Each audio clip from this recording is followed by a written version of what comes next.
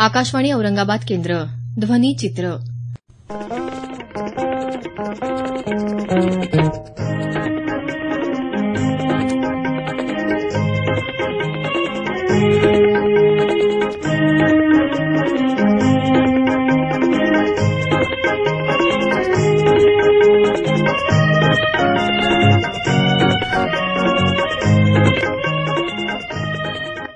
जल अभ्यासक प्रदीप पुरंदरे यांनी जायकवाड्याची कहाणी साठा उत्तरीची या विषयावर दिलेल्या व्याख्यानाचा संपादित अंश आणि वन विभागाच्या वतीनं अप्पर प्रधान मुख्य वनसंरक्षक प्रवीण श्रीवास्तव यांनी हरित सेनेविषयी दिलेली माहिती आज आपण ध्वनीचित्र या कार्यक्रमात ऐकणार आहात. औरंगाबाद इथल्या डॉ बाबासाहेब आंबेडकर मराठवाडा विद्यापीठाच्या राष्ट्रपिता महात्मा गांधी अध्यासन केंद्राच्या वतीनं विद्यापीठात जल अभ्यासक प्रदीप पुरंदरे यांच्या विशेष व्याख्यानाचं आयोजन करण्यात आलं होतं. यावेळी जायकवाड्याची कहाणी साठा उत्तरीची सांगताना पुरंदरे म्हणाले, महात्मा गांधींनी असं म्हटलेलं आहे की आपली जी नैसर्गिक संसाधनं आहेत त्यात पाणी एक येतं. हा पूर्वजांनी आपला दिलेला वारसा नसून आपल्या नातवंडांकडून उधार उसनवार घेतलेला ठेवा आहे आणि आपल्याला याची जाणीव ठेवली पाहिजे की आपल्याला नातवंडांकडे तो ठेवा चांगल्या परिस्थितीत त्यांना तो सुपूर्द करायचा. या भावनेतून आपण या सगळ्या प्रश्नाकडे बघणार आहोत, पाण्याच्या प्रश्नाकडे बघणार आहोत. हे नेहमीसारखं व्याख्यान नाहीये. हेतू हा आहे की तुमच्या सगळ्यांशी संवाद व्हावा आणि पाणी प्रश्नाच्या बाबतीत सोडवणूक करण्यामध्ये मराठवाड्याचा पाणी प्रश्न, जायकवाडीचा पाणी प्रश्न यामध्ये तुमचा सगळ्यांचा सहभाग वाढावा, प्रत्यक्ष सहभाग वाढावा. तुम्ही अभ्यासात आणि कृतीतही याचा विचार करावा, हा त्यामागचा हेतू आहे. जायकवाडीची जी कहाणी आहे ही कहाणी केवळ जायकवाडीची नाहीये, तर ती मराठवाड्याची कहाणी आहे. मराठवाड्यापासून जायकवाडीला वेगळं काढता येत नाही, तो त्याचा एक अविभाज्य भाग आहे. आणि गेली काही वर्ष विशेषतः दुष्काळात मराठवाड्यामध्ये हिंडताना मला असं जाणवलं की आपल्या इथे समाजात मानसिकतेत एक असहाय्यता आहे, हतबलता आहे, उद्विग्नता आहे पाण्याच्या प्रश्नाबद्दल आणि अनेक विसंगतींची युती आणि वारसा हक्कानं आलेल्या जटिल प्रश्नांची आघाडी यांनी बेजार केलेला आहे मराठवाड्याला, जायकवाडीला. आणि म्हणून आता आपल्याला अभिनिवेश सोडून थोडंसं अंतर्मुख होऊन हा प्रश्न समजावून घेतला पाहिजे. त्यासाठीचा हा प्रयत्न आहे. मराठवाड्याचं पाणी जमिनी वाचतो हे पहिल्यांदा आपण समजावून घेऊ. कोरडेपणा फार वाढतोय आपल्या इथे, नैसर्गिक कोरडेपणा. साहजिकच त्याचा कुठं ना कुठेतरी प्रत्यक्ष अप्रत्यक्ष संबंध मानवी संबंधांमधला जो ओलावा आहे तोही कमी व्हायला लागलेला आहे. तो नैसर्गिक कोरडेपणा काय आहे? आपल्या इथे पावसाचे दिवस सरासरीनं फक्त 46 आहेत. पावसाचा दिवस म्हणजे काय, तर 2.5 मिलीमीटरपेक्षा जास्त पाऊस पडेल ज्या दिवशी त्याला पावसाचा दिवस म्हणतात. 2.5 मिलीमीटर असे 46 दिवस मराठवाड्यामध्ये पाऊस पडतो. आपलं पाऊसमान जर बघितलं तर साधारण 675 मिलीमीटर ते 950 मिलीमीटर एवढा पाऊस आपल्या इथे पडतो. सरासरीनं वार्षिक सरासरी जर बघितली तर 826 मिलीमीटर आहे. त्याच्या तुलनेत बाष्पीभवन जर बघितलं ते मात्र 1770 किमान आणि कमाल 2035 आहे. बाष्पीभवन हा आपला फार मोठा शत्रू आहे आणि असं म्हटलं जातं की पाण्याची चोरी सूर्यच मोठ्या प्रमाणावर करतो.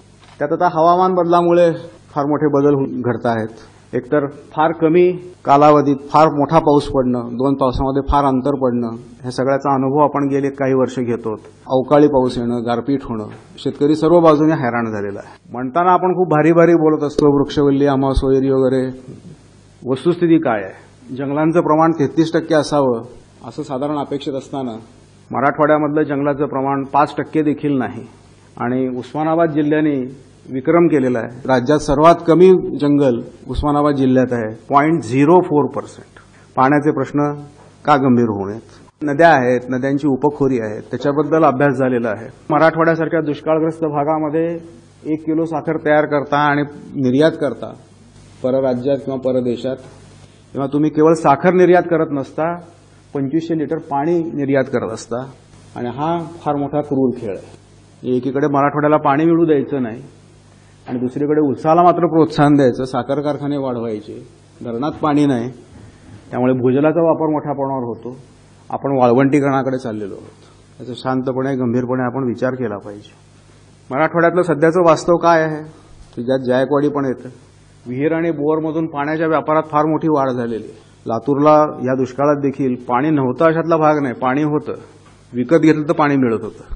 शासकीय पाणीपुरवठा योजना मुद्दामून बंद पाडल्या जात आहेत. पीपीपीची पिपाणी वाजवत पाण्याचं खासगीकरण व्हायला लागलेलं आहे. पहिल्यांदा लातूरला आपण तो प्रयत्न हाणून पाडला, औरंगाबादला प्रयत्न हाणून पाडलेले आहेत, पण अजूनही ते मोठ्या प्रमाणावर होण्याची भीती आहे. पाण्याचं खाजगीकरण होणं म्हणजे सर्वसामान्य माणसाच्या तोंडचा घास पळवून नेणं असं होणार आहे. आणि बाटलीबंद पाण्याचा व्यापार प्रचंड बेगुमानपणे वाढतोय. त्याला कायदा नाही, त्याला नियम नाही, त्याला कुठलं रेग्युलेशन नाही. कोणी पाणी उचललं, किती पाणी उचललं, एवढी किंमत का ठेवली, त्या पाण्याची गुणवत्ता काय, काही माहिती नाही, कोणी काही विचारायचं नाही. वाळू आणि भूजलाचा बेबंद उपसा होतोय. नदीतली नाल्यातली वाळू काढून टाकणं म्हणजे तो ज्याने पाणी धरून ठेवलेला स्पंज आहे तो काढून टाकण्यासारखं आहे, नदी मृत करण्यासारखं आहे. नदी नाल्यांवर प्रचंड प्रमाणात अतिक्रमण झालेलं आहे, प्रदूषण भयानक झालेलं आहे. आणि शहरांसाठी खूप लांबून उंचावरती पाणी आणण्याची प्रथा, स्टाईल, फॅशन सगळीकडे व्हायला लागलेली आहे. जायकवाडीसाठी आपण 60 किलोमीटरवरून पाणी आणतो, उंचावरती पाणी आणतो. उस्मानाबादसाठी आपण उजनीतून पाणी आणतो 190 किलोमीटरवरून. अशी अनेक उदाहरणं सांगता येतील. आणि अशा योजना आपल्याला भव्य दिव्य वाटतात, त्याची क्रेज लोकांच्या मनात आहे. स्थानिक पाणी, त्याचा चांगला वापर करण्याचं हे सोडून जेवढं पाणी बाहेरनं आणता येईल, जेवढा किंमत जास्त तेवढा मी फार मोठा विकास घडवून आणला असं लोकांना वाटतं. नदी खोरेनिहाय नैसर्गिक बंधनं न जुमानता आपला विकास चालू आहे. म्हणजे आपल्याकडे जी परिस्थिती, नैसर्गिक परिस्थिती आहे ती समजावून घेऊन त्याच्या मर्यादेत आपली पीक रचना ठेवली पाहिजे. आपण केळी, ऊस, द्राक्ष ह्याच्या मागे लागलो तर आपलं सिंचनाखालचं क्षेत्र कमीच होत जाणार आहे. अनेकांना तर पाणी मिळणारच नाहीये. शहरीकरण मोठ्या प्रमाणावर वाढतंय. येणेकरण आता सुलभ करून टाकलेलं आहे. मेगा सिटीज करतायत, स्मार्ट सिटीज करतायत. मेगा सिटीज, स्मार्ट सिटीज करण्यामधनं पाण्याची गरज वाढणार आहे, कारण राहणीमानाच्या कल्पना बदलणार आहेत. प्रत्येकाच्या घरात टब येणार, शॉवर येणार, पाण्याचे निराळे खेळ सुरू होणार, गरजा वाढल्या. पण जेव्हा मेगा सिटी होईल, स्मार्ट सिटी होईल, तेव्हा कॉन्क्रिटीकरण वाढणार आहे आणि शेती ही शहरांखाली जाणार आहे. आपले छोटे छोटे जे वॉटर बॉडीज आहेत, पाण्याचे तलाव आहेत, हे बुजवून बिल्डर त्याच्यावरती बिल्डिंगा उभ्या करणार आहेत. कुठून आणणार आहोत पाणी आपण? आणि एकूणच शहरीकरण वाढल्यामुळे शेतीचं क्षेत्र कमी होत जाणार आहे. अगदी कमांड एरियामधल्या सुद्धा जमिनी हे आता येणे व्हायला लागलेले. तात्पर्य काय आहे की मराठवाडा स्तरावर तसेच प्रदेशांतर्गत, एकूणच आपल्या मराठवाड्याच्या अंतर्गत पाण्याचं समन्वय वाटप आणि कार्यक्षम वापर याच्या पार्श्वभूमीवर जायकवाडीची कहाणी बघितली तर ती समजेल. विस्थापितांकडे आपण गेलो तर जायकवाडीच्या बाबतीत ते म्हणतील की बाई मी धरणं बांधिते, माझं मरण कांडिते. 60 वर्ष झाली जायकवाडीला, अजूनही ते विस्थापितांचे प्रश्न सुटले नाहीत. त्यांच्या दृष्टिकोनातून बघितलं तर हा प्रश्न मग गंभीर आहे. जे कालव्याच्या मुखाजवळचे लाभधारक आहेत, म्हणजे धरणाच्या अगदी जवळ असलेले किंवा जे जलाशयावरून पाणी उपसा करतात, त्यांच्या दृष्टीने बघितलं तर त्यांना पाण्याची चंगळच आहे. त्यामुळे ते एकदम उलटी भूमिका घेतात. ते म्हणतात की सिंचन प्रकल्प म्हणजे आधुनिक भारतातली मंदिर आहे, सगळं पाणी त्यांना मिळतंय, अमाप पाणी मिळतंय, कोणी त्याला विचारत नाहीये. कालव्याच्या शेपटाकडे तुम्ही गेलात, टेलला गेलात तर तिथल्या शेतकऱ्याला प्रयत्न करूनही पाणी मिळत नाही. तो म्हणतो काही खरं नाही, सगळा बट्ट्यावळ जायकवाडी, पाणीच मिळत नाही. धरण जवळ पण प्यायला पाणी नसणारी गावं सुद्धा खूप आहेत. आणि हे वाक्य आपण खूप फेमस झालेलं आहे, धरण उशाला आणि कोरड घशाला. विसंगती आहे, समोरच धरण आहे पण आम्हाला पाणी मिळत नाही. बियर, दारू, शीतपेयाचे उत्पादक, उद्योजक, मध्यमवर्गीय, नवश्रीमंत, 7वा वेतन आयोग मिळणारे, त्यांच्यासाठी त्यांची भूमिका काय आहे सगळ्याकडे बघण्याची? काय नाही, व शेतकरी फार पाणी वाया घालवतात, शेतीचं पाणी कमी केलं पाहिजे, मूल्यदायी वापराकडे पाणी वळवलं पाहिजे, म्हणजे शहराकडे वळवलं पाहिजे, उद्योगाकडे वळवलं पाहिजे, शेतीचं पाणी कमी केलं पाहिजे, शेतीवरचा भार हलका केला पाहिजे, तोडा पाणी त्यांचं. टोकाचे पर्यावरणवादी ते तिसरंच भूमिका, ते म्हणतात धरणच नको, काढून टाका धरण, नदी सगळी वाहती राहिली पाहिजे, डिकमिशनिंग करा. अमेरिकेत व्हायला लागलं, आपण का करत नाही? अभियंते त्याच्या उलटं बोलतात.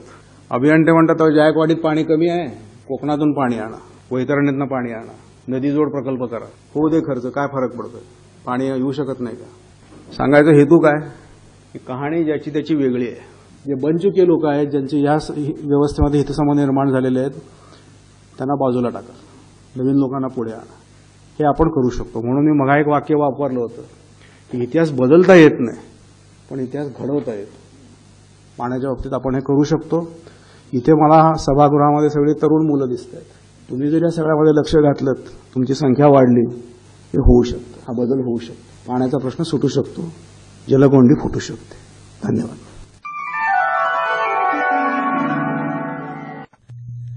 राज्य शासनानं येत्या 3 वर्षात 50 कोटी वृक्ष लागवड आणि संगोपनाचा संकल्प केला आहे. त्यासाठी वृक्षप्रेमी नागरिक, स्वयंसेवकांच्या हरित सेना आणि वनविभागाच्या विविध तक्रारी समस्यांसाठीच्या 1926 या निःशुल्क क्रमांकाविषयीची माहिती अप्पर प्रधान मुख्य वनसंरक्षक प्रवीण श्रीवास्तव यांनी औरंगाबाद इथं दिली. ते म्हणाले, 1926 म्हणजे महाराष्ट्रात कुठलेही सर्व्हिस प्रोव्हायडर कडून जर माणसाने मोबाईलने असो की लँडलाईनने असो, जर तुम्ही 1926 मात्र नंबर डायल केला तर हा नंबर तुमच्या तिथे कॉल सेंटरवर लँड करणार आहे.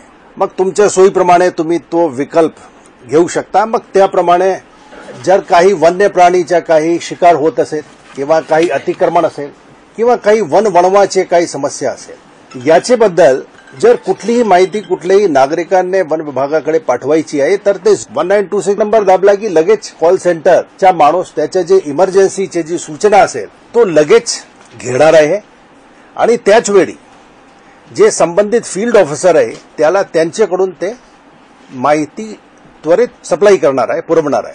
हे पूर्ण कॉल सेंटरचा जे गाभा आहे तो आहे रिअल टाइम इन्फॉर्मेशन ट्रान्सफर. म्हणजे याचे दोन फायदे आहे. एक तर नागरिकांना त्यांचे तक्रारची दखल घेतली जात आहे, तो त्यालाही समाधान होतो. नंबर 2, ते तक्रारचा अनुपालन अहवाल वेळेत केला जात असतो, त्याच्यात जास्त समाधान होत असतं. ही जी यंत्रणा आहे निश्चितपणे आपला जे वन प्रशासन आहे त्यामध्ये जास्त पारदर्शकता आणि जास्त जबाबदेही प्रदान करण्यासाठी फार कारगर सिद्ध होत चालली आहे. हा एक विषय होता आपला 1926 हॅलो फॉरेस्टचे बद्दल. परंतु यापेक्षा जे दुसरा मोठा विषय आहे ते आहे हरित सेना. तर हरित सेनाची मूल संकल्पना माननीय मंत्री महोदयाची अशी आहे की आपल्याकडे महाराष्ट्रात वनाच्छादन क्षेत्र आहे मात्र जवळजवळ 20% आहे आणि आपला राष्ट्रीय उद्दिष्ट आहे 33%. तर 13% गॅप आहे आणि 13% गॅप पूर्ण करण्यासाठी विशेष करून जे मराठवाडाचा भाग आहे इथे आपल्याकडे चुनौती फार मोठी आहे. कारण आपल्याकडे वनक्षेत्र काय 5-6% पेक्षा जास्त नसावं. तर जर आपल्याला महाराष्ट्राचे क्षेत्र 33% पर्यंत घेऊन जायचे असेल तर कुठेतरी मराठवाडा भागात आपल्याला हरिताच्छादन वाढवण्याची नितांत गरज आहे. तर मात्र वन विभागाच्या जे औपचारिक जे यंत्रणा आहे त्यांच्या माध्यमातून हे साध्य करणे शक्य होणार नाही. म्हणूनच त्यांच्या असा एक संकल्पना आहे की समाजाचे वनेतर जे घटक आहे, समाजाचा कुठलाही घटक असो, ज्यांचे मनात पर्यावरणाचे बद्दल किंवा वन्य प्राणी किंवा वन संवर्धन बद्दल काय संवेदनशीलता असेल ते या ग्रीन आर्मीचे सदस्य बनू शकतील. यासाठी ग्रीन आर्मी म्हणून एक वेबसाईट लॉन्च करण्यात आलेली आहे, greenarmy.mahaforest.gov. जेव्हा 1 जुलै 2016 ला 2.81 कोटी रोपांची आपण लागवड केली तेव्हा आपल्या लक्षात आला की आपले वन विभागाचे बाहेर देखील अशी एक मोठी संख्या आहे जे लोक वन संवर्धन आणि वन्य प्राणी संरक्षणचे बद्दल इच्छुक आहे. शासनात असा एक विचार आला की अशा जे इच्छुक लोक आहेत त्यांचाही डाटाबेस कुठेतरी आपल्याकडे असला पाहिजे, जेणेकरून वर्षानुवर्ष जेव्हा आपण वन महोत्सव करतो आहे तेव्हा आपण त्या लोकांना इथे जोडू शकू, त्यांनाही या अभियानात आपण जोडू शकू. तिथे मात्र एकच रिक्वायरमेंट आहे की जे कोणी ग्रीन आर्मीच्या सदस्य ज्यांनी व्हायचं असेल त्याच्याकडे काहीतरी ईमेल आयडी असला पाहिजे. परंतु तिथे अजून एक सजेशन असा आला होता की बरेचसे असे लोक असतील ज्यांच्याकडे कदाचित ईमेल आयडी नसेल मात्र मोबाईल असेल. मग अशा लोकांनाही त्याचे आत व्हॉलंटियर बनवण्यासाठी आमच्याकडे ते प्रयत्न चालू आहे की लवकरात लवकर आपण किमान 1 कोटी हरित सेनाचे व्हॉलंटियर महाराष्ट्रात रजिस्टर करणार आहोत. जे इन्सेंटिव्ह आणि जे योजना आहे ते अजून शासनच्या स्तरावर विचाराधीन आहे, तेही लवकरात आपल्या समोर येणार आहे. आणि ही देखील संकल्पना अशी आहे जी अजून देशात कुठल्याही इतर राज्याने या स्वरूपात मांडली नाही आहे, म्हणून एक नवीन सुरुवात आहे. आत्ताच आपण जलअभ्यासक प्रदीप पुरंदरे यांनी जायकवाडीची कहाणी साठा उत्तरीची या विषयावर दिलेल्या व्याख्यानाचा संपादित अंश आणि वन विभागाच्या वतीनं अप्पर प्रधान मुख्य वनसंरक्षक प्रवीण श्रीवास्तव यांनी हरित सेनेविषयी दिलेली माहिती ऐकलीत. ध्वनिचित्राचा हा कार्यक्रम आकाशवाणी औरंगाबाद केंद्राच्या प्रादेशिक वृत्त विभागानं सादर केला. सादरकर्ते रमेश जायभाये. निर्मिती सहाय्य रविकुमार कांबळे.